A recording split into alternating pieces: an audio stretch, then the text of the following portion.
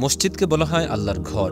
পৃথিবীতে যত মসজিদ আছে তার মধ্যে শুধুমাত্র ৩টি মসজিদেই সওয়াবের উদ্দেশ্যে ভ্রমণ করার অনুমতি পারমিশন আল্লাহ তাআলা দিয়েছেন।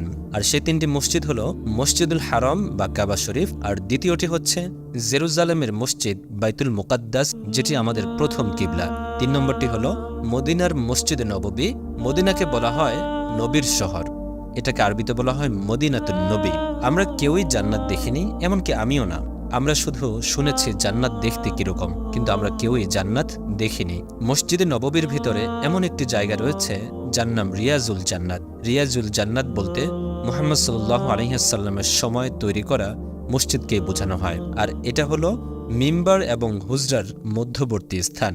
মসজিদে নববীতে হজরত মুহাম্মদ সাল্লাল্লাহু আলাইহি ওয়াসাল্লামের রওজা মুবারক এবং তার সময়ের মূল মিম্বরের যে মধ্যবর্তী স্থান রয়েছে, সেই জায়গাটিকেই মুহাম্মদ সাল্লাল্লাহু আলাইহি ওয়াসাল্লাম বেহেশতের বাগানসমূহের একটি বাগান বলেছেন। আর এটাই হলো রিয়াজুল জান্নাত।